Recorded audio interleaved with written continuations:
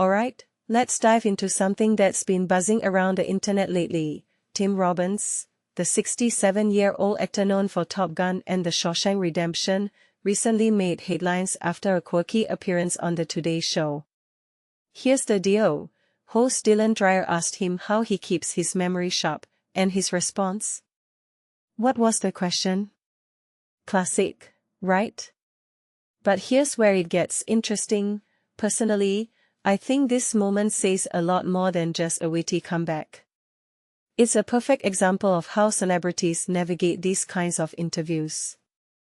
Tim's response wasn't just a joke, it was a way to deflect, to control the narrative, and maybe even to remind us that he's still got that sharp, playful edge. What many people don't realize is that these kinds of moments are often calculated. Celebrities know exactly how to play the game, and Tim's been in the industry long enough to master it. Now, let's talk about the bigger picture here. Tim Robbins is 67, and he's still working, still relevant, still making headlines. That's no small feat in Hollywood. In my opinion, what makes this really interesting is how he's managed to stay in the game for so long. During a recent interview on the Joe Rogan Experience, he talked about his 14-day master cleanse, lemon juice, cayenne pepper, maple syrup, and nothing else. Sounds intense, right? But here's the thing, while Tim swears by it, the National Center for Complementary and Integrative Health says there's not enough evidence to back up these kinds of cleanses. So, is he onto something, or is this just another Hollywood fad? Personally, I think it's a mix of both. Tim's discipline is undeniable, sticking to something like that takes serious commitment. But it also raises a deeper question: how much of his longevity is due to these extreme health practices, and how much is just good genetics or sheer luck? Another detail I find fascinating is Tim's personal life. He was with Susan Sarandon for 21 years, no marriage, just a choice to be together. That's a bold statement in a world obsessed with rings and ceremonies.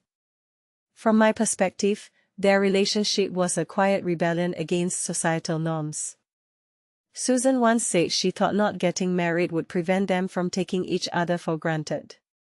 That's a powerful idea, isn't it?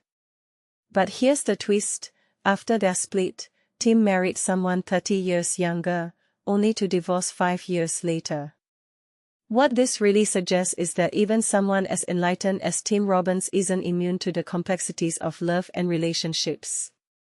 It's a reminder that no matter how famous or wise you are, these things are never simple. If you take a step back and think about it, Tim Robbins' life is a study in contrasts. He's a guy who's been in the spotlight for decades, yet he's managed to keep parts of himself private.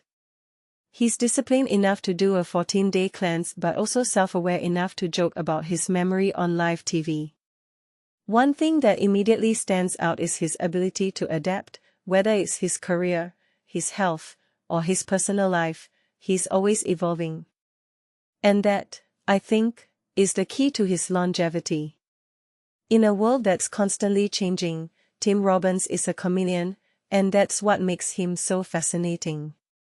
So, what's the takeaway here? Personally, I think Tim Robbins' story is a reminder that there's no one-size-fits-all approach to life. Whether it's his health routines, his relationships, or his career, he's always done things his way. And maybe that's the real secret, not following the rules, but writing your own.